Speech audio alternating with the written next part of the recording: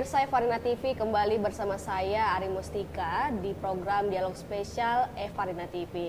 Kali ini saya sudah bersama narasumber yang merupakan orang cukup penting dalam pemilihan serentak di tahun 2024 mendatang.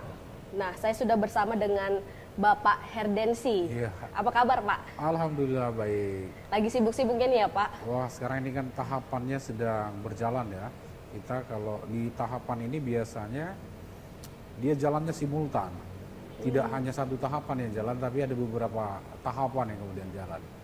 Kita ini sekarang sedang melakukan verifikasi terhadap berkas dukungan bakal calon perseorangan, sekaligus kita juga sedang melakukan pemutakhiran data pemilih. Jadi cukup sibuk sekarang yang kita kerjakan. Nah, untuk pemirsa yang belum tahu siapa Bapak Herdensi ini, Pak Herdensi ini merupakan Ketua Komisi Pemilihan Umum Provinsi Sumatera Utara ya, Pak? Betul. Nah, langsung aja nih Pak, kita langsung pengen kasih tahu nih sama masyarakat luas, sebenarnya pemilu serentak 2024 itu apa sih, Pak? Pemilu serentak itu maksudnya ada beberapa pemilihan itu yang dilakukan secara bersamaan. Nah, untuk 2024 ini dia agak unik karena ini baru kita lakukan pertama kali. Jadi pemilu nasional yaitu pemilu presiden, DPR, DPD, DPRD provinsi, DPRD kabupaten kota itu dilaksanakan di 14 Februari. Kemudian pemilihan kepala daerah dan wakil kepala daerah, gubernur, wakil gubernur, bupati, wakil bupati, wali kota dan wakil wali kota itu dilaksanakan di November 2024. Jadi ini ada dua kategori pemilihan ya, pemilihan umum, kemudian pemilihan kepala daerah dan wakil kepala daerah itu dilakukan atau dilaksanakan di tahun yang sama. Berarti itu definisi yang serentak ini pemilu serentak. berarti definisi serentaknya ini bukan di satu hari full langsung ya, Pak? Berarti ada dua kali ya, Pak, di bulan yang berbeda. Ada yang dia dilaksanakan satu hari atau di hari yang sama ya. Itu tadi pemilu presiden, DPD, DPR, DPRD provinsi, DPRD kabupaten kota. Yang awalnya dulu ini kan terpisah. Jadi pemilu legislatif istilahnya dan pemilu presiden wakil presiden. Itu kan dulu terpisah. Nah, kemudian sejak 2019 dua jenis pemilu ini disatukan di hari yang sama. Gitu. Nah, kemudian untuk 2024 juga dilaksanakan pemilihan kepala daerah dan wakil kepala daerah walaupun di bulan yang berbeda, di bulan November 2024. Lalu Pak, kira-kira apa sih landasan dari diadakannya pemilu serentak tahun 2024 mendatang? Kalau landasannya sebenarnya sudah sangat jelas ya. Pertama kita, ini kan ada Undang-Undang 7 tahun 2017 yang mengatur pemilihan umum, mengatur tentang pemilihan presiden, wakil presiden, pemilihan DPR, DPD, DPRD provinsi dan kabupaten kota. Itu satu paket undang-undang ya yang mengatur. Kemudian ada Undang-Undang Nomor 10 tahun 2016, itu dia mengatur terkait dengan pelaksanaan pilkada atau pemilihan kepala daerah dan wakil kepala daerah. Yang kalau di kita di Sumatera Utara ini kan lebih dikenal dengan istilah pilkada. Lalu Pak, kalau saya lihat-lihat nih, katanya pemilu serentak 2024 ini kan sebenarnya juga bertujuan untuk menghemat anggaran. Apakah memang menghemat anggaran ini memang sudah terlihat efisienkah ketika diadakannya pemilu serentak? Sebenarnya pasti banyak penghematan ya. Kalau misalnya pemilihan presiden dan wakil presiden, kemudian pemilihan legislatif, DPR, DPD, DPRD dan DPRD kabupaten kota itu dipisah. Kalau awalnya kan di tahun yang sama tapi di bulan yang berbeda kan. Maka ada kebutuhan misalnya terkait dengan honorarium badan ad hoc. Iya, benar. Ada PPK, ada PPS, ada KPPS, itu kan berarti kan dua kali honorarium. Honorarium untuk pilpres, kemudian honorarium untuk pileg. Nah, kalau dia digabungkan, maka pekerjaan itu kan disatukan. Orang yang sama yang kemudian mengelola pemilihan itu di level kecamatan, di level kelurahan, kemudian di level TPS. Yang berikutnya terkait dengan pengadaan dan distribusi logistik. Kalau dia terpisah, maka kan ada 2 kali distribusi yang harus dilakukan. Iya, Kan? benar, Pak. Pertama distribusi kebutuhan surat suara misalnya untuk pileg, kemudian yang kedua itu kebutuhan surat suara untuk pemilihan presiden dan wakil presiden. Dari situ saja sebenarnya kita sudah bisa melakukan efisiensi terkait dengan anggaran. Demikian juga dengan pemilihan kepala daerah dan wakil kepala daerah. Awalnya ini kan dilakukan terpisah. Iya, benar. Pemilihan gubernur sendiri, pemilihan kepala daerah dan wakil kepala daerah di tingkat kabupaten kota itu sendiri. Nah, itu kan pasti memakan biaya yang sangat besar.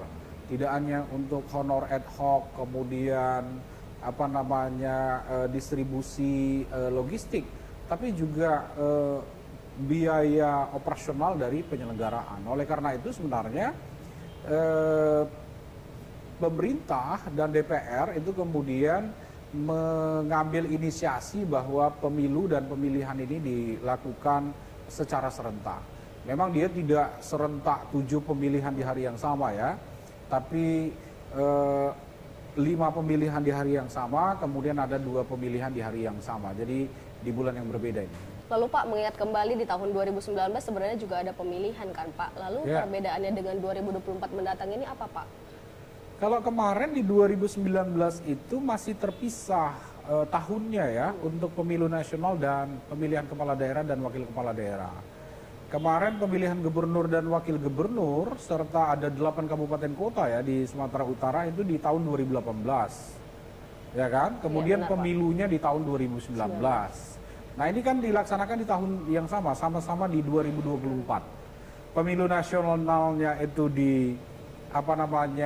Februari, kemudian pemilihan kepala daerah dan wakil kepala daerah baik di tingkat provinsi maupun kabupaten kota itu di November. Jadi dilaksanakan di tahun yang sama. Lalu Pak, untuk tahapan pemilu, apakah itu sejalan dengan proses seleksi KPU Sumut dan KPU Kabupaten Kota? Iya, memang dia ada irisan ya. Karena kami ini berakhir periodisasinya kira-kira 24 September 2023. Kabupaten kota mayoritasnya berakhir di Oktober 2023. Nah, 3 bulan sebelum berakhir masa jabatan kan akan ada seleksi. Jadi ya kami akan ada seleksi di tengah-tengah tahapan ini. Kemudian KPU Kabupaten Kota juga akan melaksanakan seleksi di tengah-tengah tahapan. Kira-kira kami akan mulai seleksi itu di Juni ya. Juni itu berarti kami sedang melakukan pemberkasan terkait dengan bakal calon anggota DPRD Provinsi dan DPRD Kabupaten Kota. Lalu kalau udah untuk sejauh ini sih Pak, sudah berapa persen sih Pak persiapan dari KPU di Sumatera Utara sendiri? Ya, kalau persiapan kita ini dia by tahapan ya. Jadi ya secara terus-menerus ini persiapan dilakukan oleh Komisi Pemilihan Umum. Karena memang pemilihan umum ini kan basisnya tahapan. Dari tahapan, kalau istilah pemilihan kepala daerah dan wakil kepala daerah itu adalah tahapan persiapan, kemudian tahapan pelaksanaan. Atau dalam siklus pemilu itu dimulai dari perencanaan, kemudian pelaksanaan sampai dengan evaluasi. Jadi kita sekarang ini penetapan dapil sudah dilakukan oleh KPU RI ya. Penetapan partai politik peserta pemilu sudah dilakukan oleh KPU RI. Ada 18 partai politik nanti yang akan berkontestasi. Kemudian sekarang ini kami sedang melakukan verifikasi ya terhadap berkas dukungan minimal bakal calon anggota DPD. Karena untuk DPD ini dia harus mendapatkan dukungan dari masyarakat sebelum dia bisa mendaftarkan diri sebagai calon. Untuk Sumut ini dukungan minimalnya itu adalah 3.000, kemudian sebarannya minimal di 17 kabupaten kota. Ada 26 bakal calon sekarang yang sudah menyerahkan berkas dan prosesnya sekarang ini kita hari besok ya tanggal 11 Maret itu adalah hari terakhir. Mereka menyerahkan berkas perbaikan tahap kedua, berkas dukungan minimal. Selanjutnya nanti kami akan melakukan verifikasi administrasi, kemudian verifikasi faktual. Nanti di April kami akan tetapkan apakah dia memenuhi syarat atau tidak memenuhi syarat sebagai bakal calon.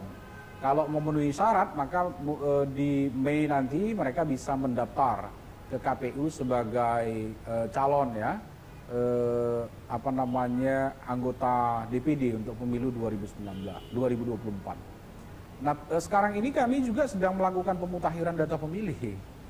Sedang berjalan ya Pak? Iya, sedang berjalan. Tahapannya sekarang ini mungkin sekitar 97-98% ya. Sudah kita laksanakan cocok dan teliti.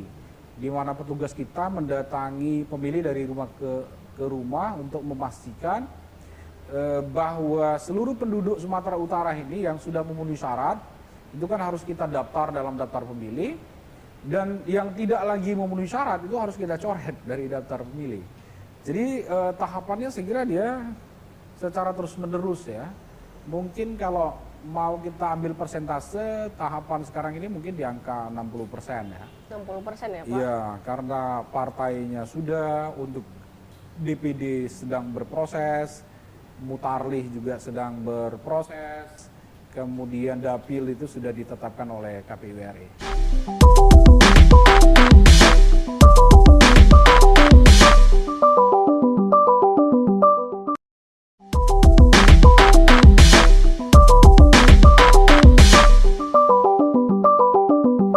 Baik pemirsa, terima kasih Anda masih bersama saya Ari Mustika di Dialog Spesial Evarina TV bersama dengan Bapak Ketua KPU Provinsi Sumatera Utara. Baik Pak, sejak kapan sih Pak tahapan pemilu serentak tahun 2024 mendatang ini sudah dimulai?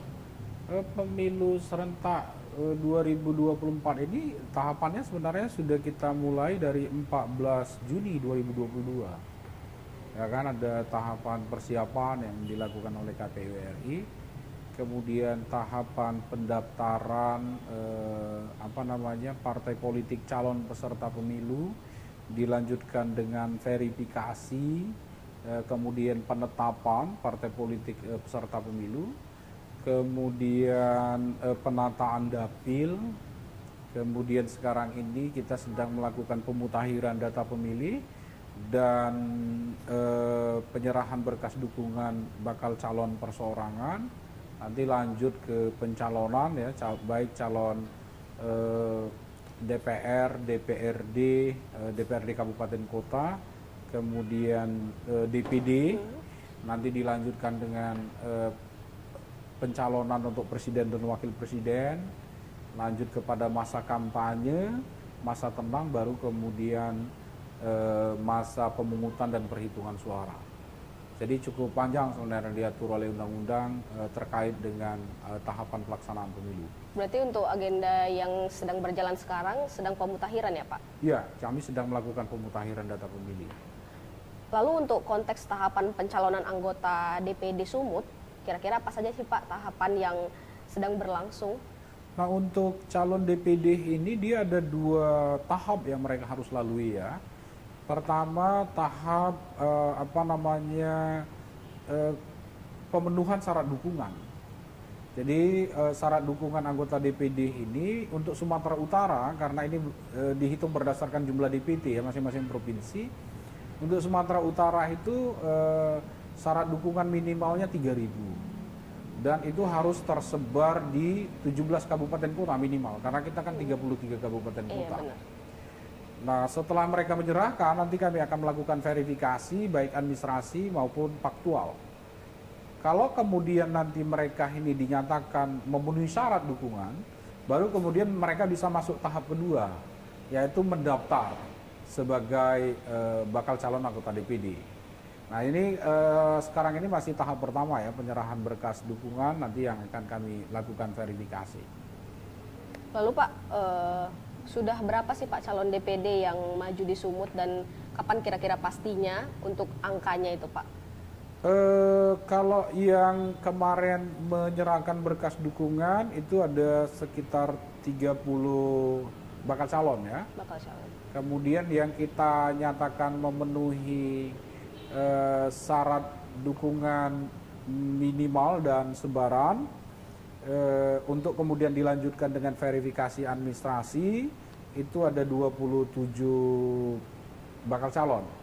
Kemudian setelah kita lakukan verifikasi administrasi, yang kemudian bisa lanjut kepada verifikasi faktual itu ada 26 calon. Nah sekarang ini ada 26 calon yang terus kita lakukan proses ya. Nah kita sudah melakukan verifikasi faktual tahap pertama. Ada 5 bakal calon ini yang sudah kita nyatakan memenuhi syarat. 21 bakal calon masih harus melakukan perbaikan. Jadi mereka harus perbaikan, menyerahkan berkas dukungan perbaikan sampai nanti di tanggal 11 besok ya. Kemudian di tanggal 12 itu nanti kami akan proses untuk rekapitulasi hasil verifikasi administrasi, kemudian nanti lanjut kepada verifikasi faktual. Jadi sekitar April lah nanti baru kelihatan pasti, ya, ya berapa bakal calon anggota DPD di Sumatera Utara yang lolos berkas administrasi ya. Administrasi ya Pak. Atau berkas dukungan. Baru nanti akan ada mendaftar sebagai calon ya. Iya. Mendaftar sebagai calon itu nanti kan akan ada proses. Kalau mereka memenuhi syarat sebagai calon ya, baru nanti akan ditetapkan sebagai calon. Jadi kita belum tahu berapa calon bakal calon anggota DPD nanti yang akan bertarung di Dapil Sumatera Utara. Karena belum ada ini ya Pak, belum pasti juga, masih ada Ya, seleksi kita masih selanjutnya proses ya, ya, Pak. masih proses sekarang ini ya. Jadi kita akan tunggulah proses ini karena kan proses ini kan kita lakukan secara terbuka. Lalu selanjutnya Pak, di media ini sempat diberitakan bahwasanya pencalonan DPD ini menggunakan sistem pencalonan atau silon. Ya. Nah, apakah sistem ini mempermudah atau malah sebaliknya Pak? Sebenarnya nanti bukan hanya DPD ya yang kemudian pada saat pencalonan itu akan menggunakan silon, tapi juga calon-calon yang lain, calon DPR nanti juga akan menggunakan silon, calon kepala daerah dan wakil kepala daerah nanti juga akan menggunakan silon. Silon ini kan kepanjangan kan sistem informasi calon. Ini sebenarnya maksud dan tujuan KPU RI membuat sistem informasi begini itu kan satu untuk transparansi ya kepada publik ya kan, bahwa proses ini kita lakukan secara transparan dan terbuka. Yang kedua ya untuk efisiensi. Jadi kalau menurut kami sistem ini sangat membantu ya proses. Tadi sebelum dialog ini kan saya sudah ungkapkan ya. Misalnya kalau kita pakai sistem manual, setiap bakal calon anggota DPD ini dia harus menyerahkan syarat dukungan 3.000. 3.000 ya Pak? Iya 3.000. Kalau ada 26 sampai 30 calon, kita bisa membayangkan berapa banyak berkas yang kemudian harus kami periksa manual.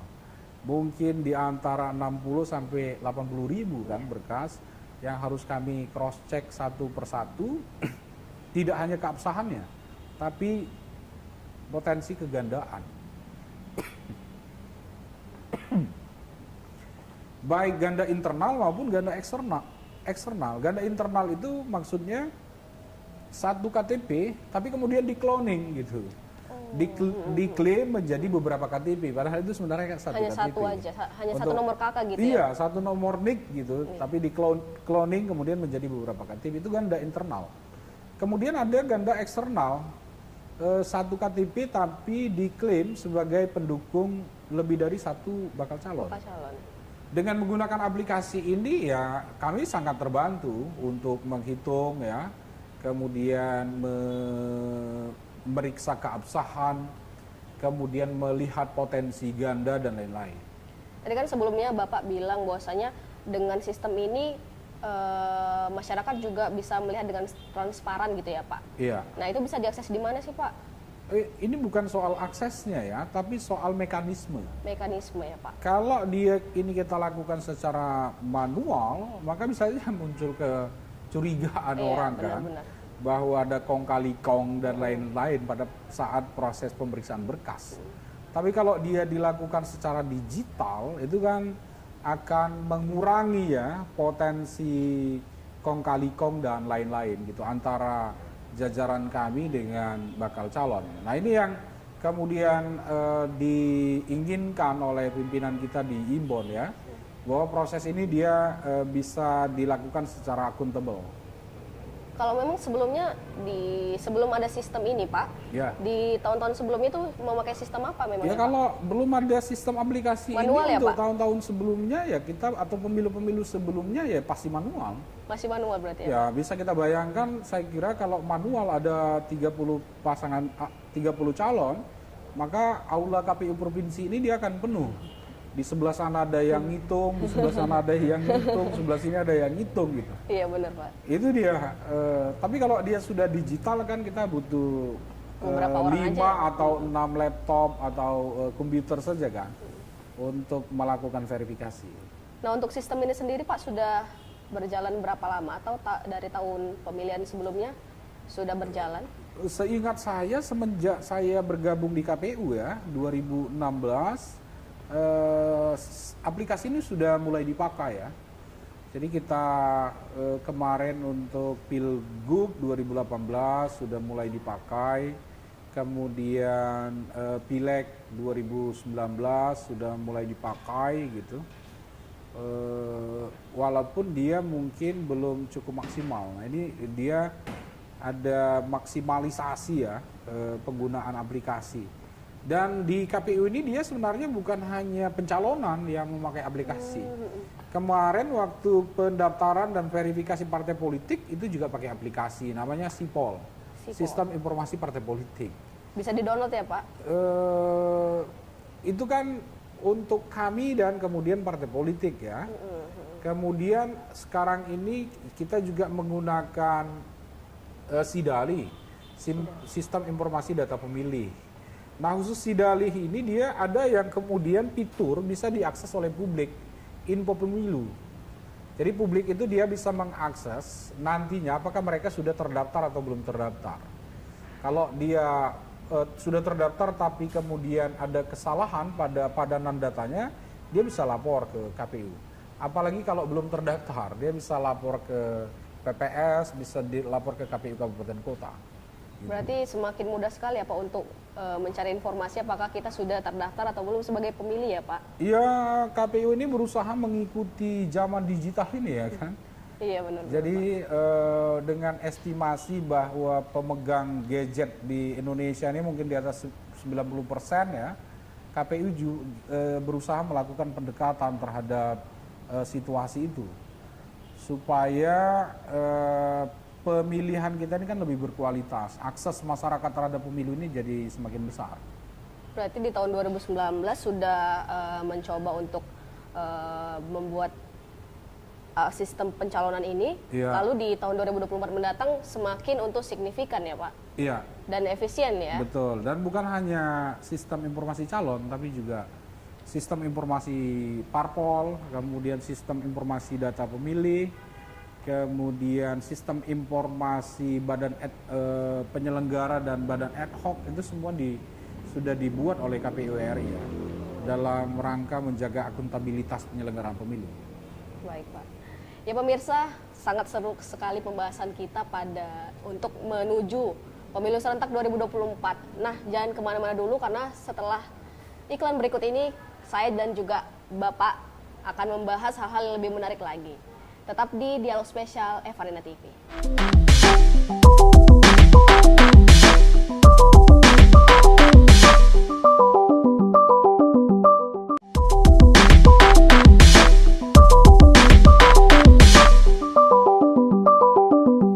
Terima kasih pemirsa, masih bersama saya Rimustika dan juga Bapak Ketua KPU Provinsi Sumatera Utara, Bapak Herdensi. Baik.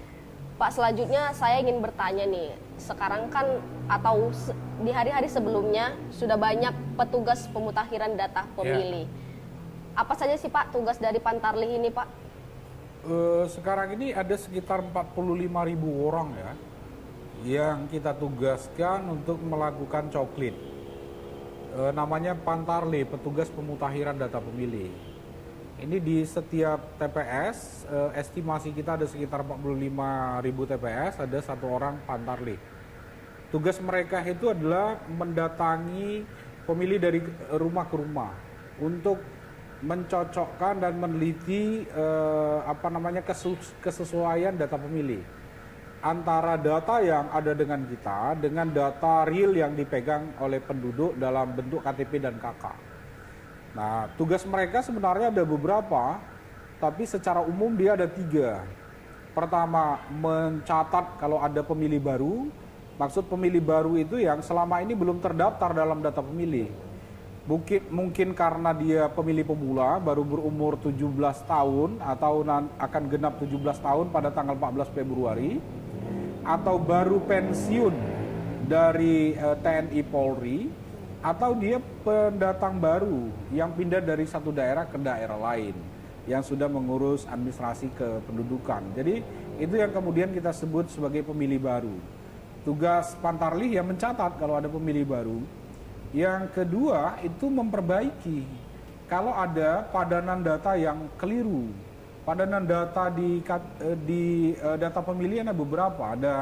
Ada nomor KK, kemudian nomor NIK, kemudian nama, kemudian tempat lahir, tanggal dan tahun lahir, kemudian alamat, selanjutnya itu status disabilitas kalau dia disabilitas. Nah, kalau ada yang tidak sesuai di antara beberapa elemen data ini dia harus perbaiki. Misalnya NIK satu individu di data kita itu ada perbedaan dengan NIK yang ada di KTP pemilih. Itu dia harus menyesuaikan dengan NIK yang ada di KTP pemilih. Berarti kalau misalnya ada namanya berbeda di antara KTP dan juga KK harus diperbaiki dulu harus ya, Pak? Harus diperbaiki. Misalnya saya ini Herdensi, pakai I ya di belakang. Tapi bisa jadi tertulis di data pemilih misalnya itu pakai IY di belakang. Itu dia harus disesuaikan dengan KTP. Itu tugas Pantarlih. Nah, yang ketiga tugas Pantarlih ini adalah mencoret pemilih yang tidak lagi memenuhi syarat. Apakah karena dia sudah meninggal dunia, apakah dia menjadi anggota TNI Polri, atau karena ada peristiwa hukum di mana pengadilan menetapkan di pencabutan hak politik dari individu yang bersangkutan. Dia itu harus dicoret oleh Pantarlih. Kalau untuk hambatan dari Pantarlih sendiri apa sih, Pak? Kalau hambatan dari Pantarlih ini pasti luar biasa. Berhubung ya, 2024 kan serentak nih, Pak, betul. Apalagi pekerjaannya pasti berkali-kali lipat nih ya, Pak. Betul. Tantangannya untuk di wilayah perkotaan pastilah menjumpai pemilih dari rumah ke rumah ya. Karena mobilitas masyarakat perkotaan ini kan masih tinggi. Iya benar, Pak. Didatangi pagi dia sudah berangkat kerja, didatangi siang belum pulang kerja, didatangi malam mungkin sudah istirahat dan lain-lain. Ini kan tantangan tersendiri ya bagi teman-teman Pantarlih ini. Belum lagi misalnya untuk komplek-komplek perumahan tertentu. Jangan kan masuk ke rumah, masuk ke area komplek pun juga susah. Iya. Nah, oleh karena itu kami sebenarnya meminta Pantarlih ini untuk berkoordinasi dengan pemerintah setempat. Pertama berkoordinasi bersama PPS ya, berkoordinasi dengan Lurah, kemudian berkoordinasi dengan Kepling atau kepala dusun, berkoordinasi dengan Babinsa atau Babinkantipmas gitu. Supaya bisa mempermudah akses mereka ya ke rumah-rumah penduduk. Kalau di daerah pedesaan mungkin aksesnya yang susah terkait dengan infrastruktur kan. Iya benar, Pak. Ada yang harus naik boat dulu gitu baru sampai, ada yang harus menyeberang sungai dan lain-lain. Ada yang jalannya rusak banget ya, Pak. Betul, ada yang jalannya belum bagus gitu. Itu dinamika yang dihadapi oleh teman-teman Pantarlih. Tapi ya sejauh dari pengalaman kita tetap sukses kok melaksanakan pemutahiran data pemilih. Lalu Pak, sudah sejauh mana sih KPU melakukan sosialisasi untuk pemilu serentak tahun 2024 ini? Kalau kita terus ya melakukan sosialisasi ya, baik menggunakan media sosial yang ada di KPU, kemudian ada sosialisasi berupa pertemuan, ada sosialisasi berupa alat peraga dan lain-lain. Jadi kita memang tetap mensosialisasikan ya kepada masyarakat, khususnya terkait dengan hari tanggal pemungutan suara. Karena kan salah satu ukuran kesuksesan pemilu ini kalau tingkat partisipasinya tinggi.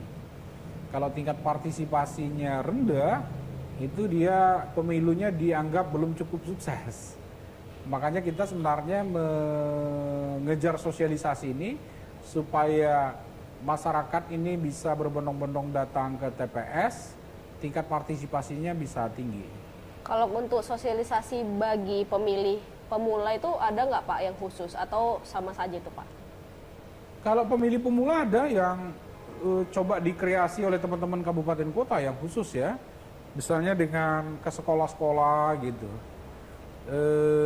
kemudian sosialisasi ke OSIS termasuk mendampingi pada saat pemilihan OSIS dan lain-lain. Itu model pendekatan dilakukan oleh teman-teman kabupaten kota. Selain itu ya juga ada penggunaan media sosial. Kita punya Facebook, kita punya Twitter, kemudian kita punya Instagram, dan ini akan terus kami maksimalisasi gitu, karena basis pemilih pemula ini kan sepertinya akan lebih mudah didekati dengan media sosial. Apalagi Gen Z ya Pak. Betul. Ini Pak terakhir, Iya. apa yang ingin disampaikan kepada para pemirsa mengenai pemilu serentak 2024 mendatang? Ya, pertama kami menyampaikan ya bahwa pemilu 2024 itu ada 2 kali pemilihan di 2024. Satu pemilihan umum itu dilaksanakan di Februari 2024. Yang kedua itu pemilihan kepala daerah dan wakil kepala daerah itu di November 2024. Kemudian ya kami sangat berharap pertama, masyarakat Sumatera Utara ini dia berpartisipasi pada pemutakhiran data pemilih. Jadi sebenarnya nanti daftar pemilih ini akan kami tetapkan namanya DPS, daftar pemilih sementara, dan itu akan kami umumkan di lokasi-lokasi strategis di setiap desa kelurahan. Kami berharap ya masyarakat itu bisa melihat ya di dalam daftar pemilih sementara itu apakah masih ada saudara, sanak famili, tetangga mereka yang belum terdaftar, itu bisa lapor ke PPS atau ke KPU Kabupaten Kota. Dan juga kalau ada yang terdaftar tapi sudah tidak lagi memenuhi syarat, itu bisa dilaporkan ke PPS, PPK atau KPU Kabupaten Kota. Keterlibatan masyarakat ini penting untuk menjaga kualitas data pemilih kita. Kalau kemudian ada ketidakpedulian masyarakat, kami akan kurang terbantu ya untuk meningkatkan derajat kualitas data pemilihnya.